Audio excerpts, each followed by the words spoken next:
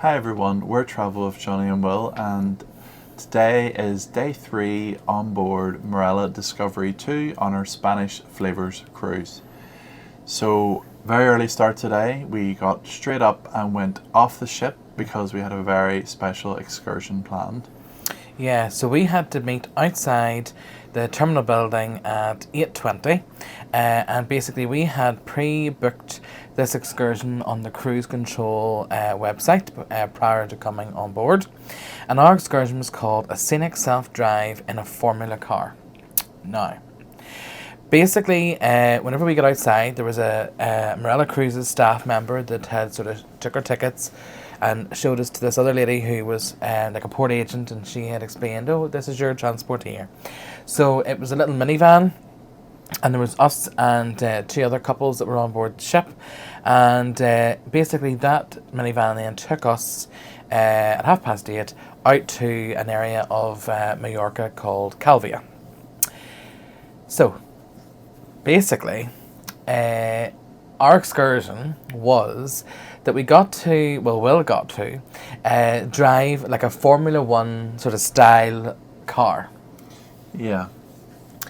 And Formula... No, I don't know if that's actually right. But it was a car that had 2 wheels at the front, 1 at the back. The 2 at the front steered, and the 1 at the back definitely we'll insert pushed some the pictures car and things. It looks like a Formula 1 car. Yeah, but not like a Formula 1 like on TV. Yes, I know, but do you see yourself in one of these? There were different cars, yeah. But they looked like a Formula 1 car, is what the point I'm trying to make. Right. So, basically, the company is called Formula Tours, and we had met our guide, who was a guy called Alex, and he gave Will, as the driver, sort of a quick... Yeah, and how to, pedals. There was a physical handbrake. There was where the lights were. Well, there was no wipers. How to start it, because it was like a turn and then a button. Things like that. And then, I just really listened to how to work the music. Which you definitely worked when... Not so much more. So Will got a quick orientation of the car, and then basically we all basically started in this convoy of 5 cars, and Alex was in like a normal, regular kind of car, and off we go from the garage or the lockup on our scenic tour. We were the last car in the convoy of the 5 Formula cars. Yeah. And so we made our way off through the town, and it was really It was fun. Like, the car was really fun to drive. Yeah. And obviously, really felt like you were on the road, and there was a lot of wind. Yeah. So it was really good, and then we made a quick stop just on the outskirts sort of Calvia itself, just a lovely scenic point for taking some photos. And, along the coast. Yeah, along the coast. Yeah. And we just sort of stopped there for about 5 or 10 minutes just so that everybody could get out of their cars and get a quick photo. So yes, then we hopped back into the car, and there was another stop then planned. So again, off we go on our drive. We sort of drove around the coast into Magaluf, and sort of drove through Magaluf, and then sort of headed then out of Malaga. We went to Santa Ponza because I remember seeing signs. And we were definitely heading more inland, and we got to a tunnel, and I was excited. I wanted to hear what the car sounded like in the tunnel. You were like loving it. Pumping the music. Yep. And then I'll insert footage, but basically we got to the end of the tunnel. We were actually recording this. We didn't even realize what had happened. And I was recording it just in case people think you were trying to drive and film at the same time. So we got to the end of the tunnel, and then I was like, Johnny, where did they go? Because the tunnel was going uphill, and at the very end of the tunnel, it went downhill. But there was also a right turn. So Johnny was like, they went right. Yeah, they went right. They took that slip road. So I was like, because, I just was like, okay. And no, they hadn't went right. So we got lost. Will started to have a wee bit of a meltdown, but we quickly came off the road. I was getting like annoyed and catastrophizing, but not on the road. No, I wanted to like drive, and then I was like, okay, we'll turn off. Yeah. And then we turned it, and then at that point I was like, oh my gosh, what are we going to do? How are we going to get this car back? But look, like even if we had a drove like for 2 hours, it wasn't as if we were going to drive from like, you know, Mallorca to Belgium. You know what I mean? We're on an island. Yes. So like how difficult, like we couldn't have really went that far wrong. Look, in my head I was like, we're lost. The wheel's gonna puncture, the engine's going to break, the car's going to...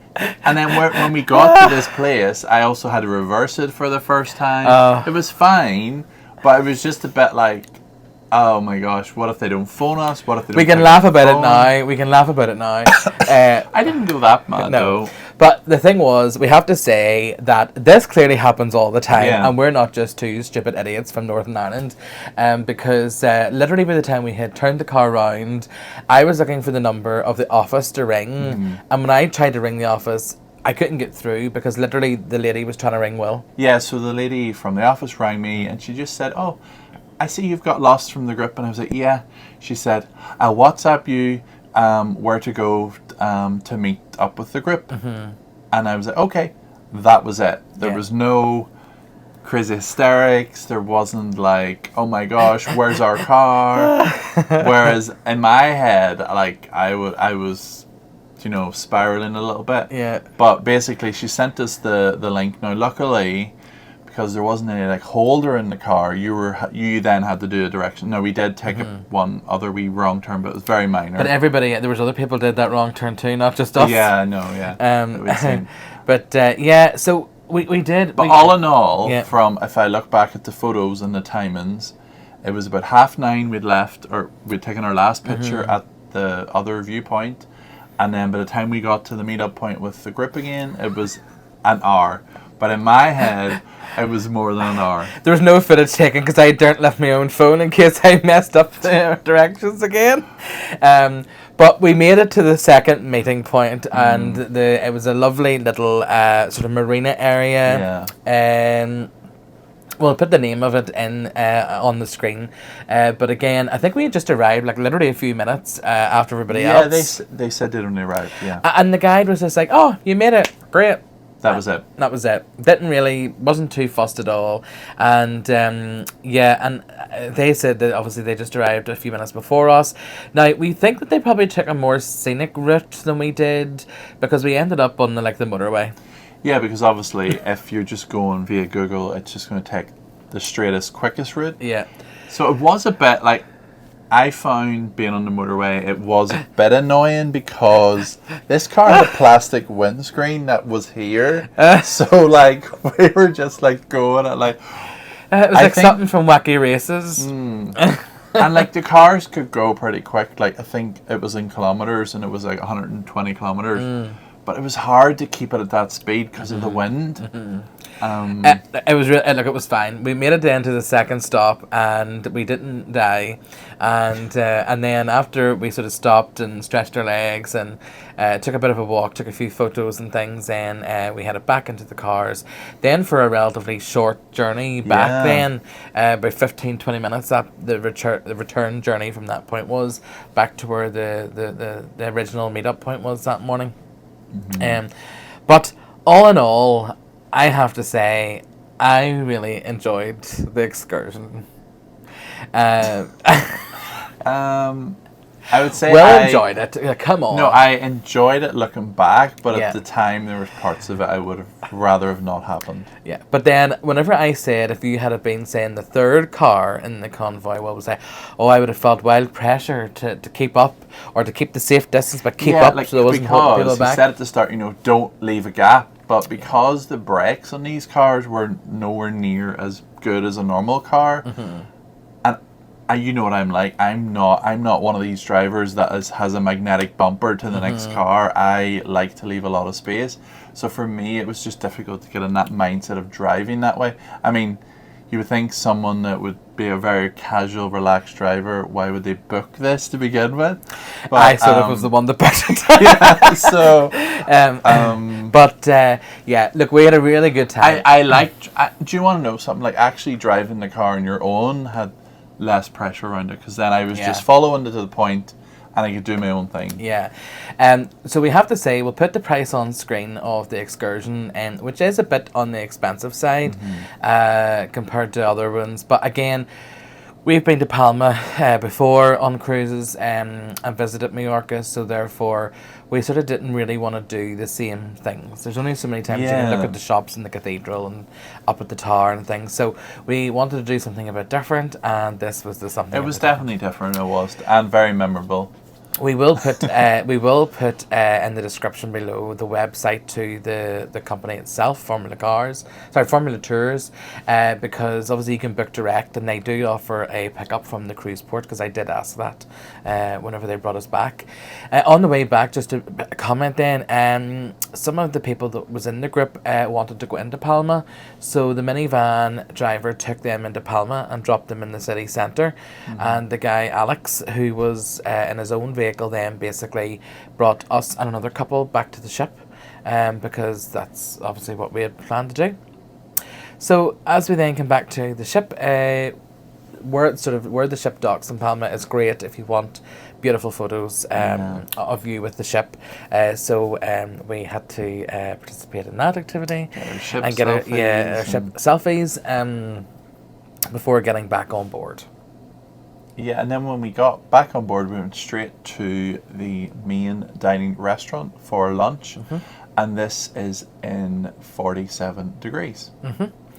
And we were sort of one of the first people in the restaurant, but again, because we skipped breakfast, we were starving, so we definitely needed the 3 courses. And the waiter was lovely. He spent some time chatting to us, because again, he wasn't exactly rushed off his feet. No. But yeah, I have to say, it was quite chilled and relaxed in the restaurant that day. So for starters, I had the loaded potato skin. I had the chicken and noodle soup. Mine's was really good. So was mine. It was exactly what I wanted. And then I had like the buttermilk fried chicken, and it came with like a paprika potato wedge, and it was great. It tasted a wee bit like KFC. It looked good. I had the veggie option, which was the veggie lentil and aubergine curry with a wee side of naan bread. Now, this would have been slightly nicer if it had like rice with it, but as it was okay. And then what did you have for your dessert? Oh, I had the little pineapple roll thing. Yeah. I didn't have the roll. I had a peach tart with ice cream, which was really nice.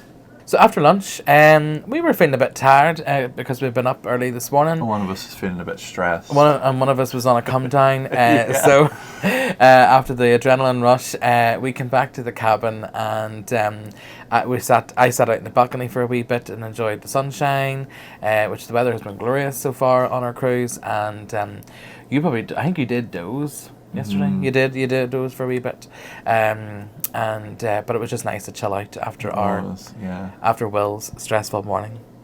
So dinner tonight, we opted to go to Kora. Kora on Discovery 2 is the Asian specialty restaurant. It's located on deck 11, and it's right next to like the pool deck, and it has up from the pool deck, and it has this lovely glass facade. Nearly every seat in the whole actually any seat you get in that restaurant, beautiful views. You have a really beautiful view down to the pool deck. And so I then basically there's a surcharge for this. We'll put the price on screen because I can't remember it. I had for starters the pork goza, I think you pronounce it, and I had the smoked chicken tempura, and it was really, really good. Then for our main, we both got the same thing actually. So we had this thing called shaking beef, and so we had been to Kora on another Marella ship a couple of years back, and Will got the shaking beef. But every time we've been on a Marella ship since, that has never been on the menu because there's 2 different menus. Yes. So it depends really what the luck of the draw is, really what menu it is that week. So whenever we boarded on our first day, we checked out the menu, and whenever we saw that it was this menu with chicken beef. No, you had never had it before. No, but I wanted to try it because the last Yeah. time I had food envy. And so we both had the chicken beef, and we got sides, which was the fried rice, Kora fried rice, Yeah. and the onion bhaji, yeah. And there was a lot of food. Like we couldn't eat it all, you know. I didn't know. I thought the meat didn't look that No, it didn't look like a huge pile of massive, meat. but yeah, when you added in the sides, Yeah. it was Like we didn't finish No, the we didn't sides. finish them. No. Yeah. But the shaking beef is like, what is it like? It's like salty beef. That's the only way I can really describe the flavor of it. But it was beautiful. But it's so nice, and the way it's cooked. I don't even. Obviously, you'll know if you've watched our day 2 vlog. I'm not a big steak person, so this meat was so tender and beautiful. Then for dessert, dessert then I basically had this mango and pineapple crumble, which was warm, and then it had a nice dollop of vanilla ice cream on top. So I had something called, I'll just read it, the banana hotowek, which was like a Korean-style pancake with caramelized bananas and ice cream. So nice, so beautiful. Yeah, I can't say nothing more about it. I would like to know how to actually pronounce that. Yeah. Because I'm pretty sure you didn't. I'm pretty sure that's not how. But yeah, it looked absolutely amazing. So it did. Yeah, it was really, really And tasty. after our meal, then we decided to head out then onto the open decks because we were sailing away from Palma, and it was a nice evening. There was very little wind as we were sort of moving away, and it was really nice to be outside and watching the sail away. And you can, the way they light up the cathedral in Yeah, Palma it's is really really beautiful. pretty and nice. You can see it. Yeah. And we needed a wee bit of a dander just to sort of work off what we had eaten. So we did that after our dinner. So we headed down to the atrium for the Strictly Gala event, and this was basically hosted by one of the entertainment crew and involved the 2 onboard professional dancers, Paula and Sebastian. And basically the way it worked was they performed a dance, and as an audience we had to guess what that dance was. And believe me, there's many more different styles of dance than what you see purely on Strictly Come Dancing alone, because we were definitely missing out on a few. Yeah. The 2 dancers are like world champions of like different sort of styles of dance, and they shared sort of a wee bit about their history, and they're actually a real life couple as well, and they were sort of sharing about their upbringing, the training that they've had, and the championships that they've won. So check out some of their dance moves and let us know in the comments if you could pull these off.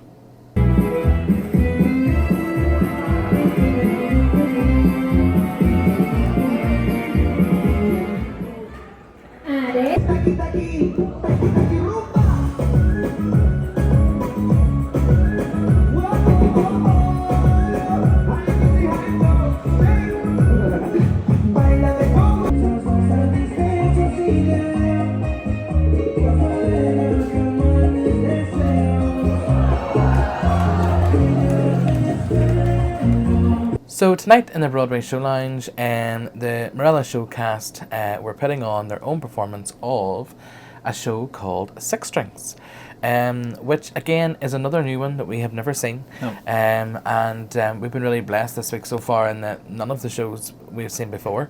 And this was very much a country and western sort of style kind of show with a lot of sort of singing and dancing, and it was all sort of country songs or popular songs but with a country twist on it. It started off like with Lady Gaga, but it was like a country twist on it, which was really fun. Again, the vocals were amazing, outstanding, and we'll just put some footage in here and you can let us know as well what you think of this show.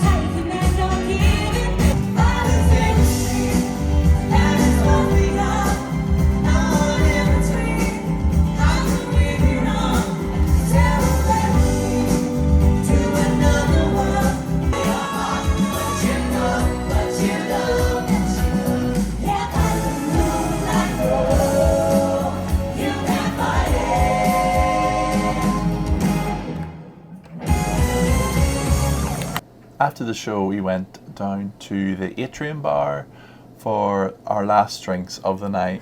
And actually, the waitress that we had, she was very friendly and suggested some drinks for us to try. Yeah, she said it was her favourite. It definitely wasn't mine. Oh, you didn't like it at all? No. I took I took 2 sips. Took the first sip and was like, ugh. And then I took a second sip thinking, oh, maybe this will grow. I'm like, no, it definitely wasn't. And then afterwards I sort of stopped her and was like, can I order another drink, please? She was like, why? And I was like, I don't like this. I was like, you can have it. It's your favourite, not mine. But yeah, so we had a few drinks in the atrium. There was actually a guy playing the piano, and he was quite good. It was quite a chilled vibe there. Although when he stopped playing, you also didn't realise. I know, because you could hear the music from the live rooms then, so it was kind of like, but yeah, but it was nice. It was quite a chill vibe. Whenever he was playing, I didn't really understand though the sound coming from his microphone. Like whenever he was trying to tell you something or speak in between the songs, I couldn't really understand what he was saying. Yeah, it's sort of hard to hear. Yeah, it was hard to hear that. But it was a lovely evening spent in the atrium, and that's one of the things actually we've really loved about this ship. Is that atrium space, whether you're down at that bar or up another level or, you know, on the coffee port level, or it's just really nice and a lovely area to sit in the evening. So after this, we headed up to the Glass House, and this is where the late night snacks were. So in terms of things that were on offer, there was chips, there was burgers, there was a curry, there was some little salady things out, and there was a few desserts. And we actually noticed that there's a pizza oven in the back, that if anybody's ordering room service pizza, that's where it's made and delivered from. But unfortunately that night that wasn't being served with the late night snacks, which I actually would have liked. But I know, because we had sort of said we'd love pizza, but we couldn't eat a full one between us. No, we just want a slice or two, not a full pizza. So hopefully there'll be pizza another night. Yeah. So folks, that's been really the end of our third day on board Marella Discovery 2. We hope you've enjoyed this video. If you did, give it a like, please. If you've any comments or any questions you want to ask about anything we've discussed in this video, stick the questions in the comments below or contact us on social media. We're on Instagram and Facebook. And again, please subscribe if you haven't already. And if you're enjoying this series so far, then basically hit the bell icon to be alerted the next time we post a new video. Thank you so much for watching. Bye. Bye.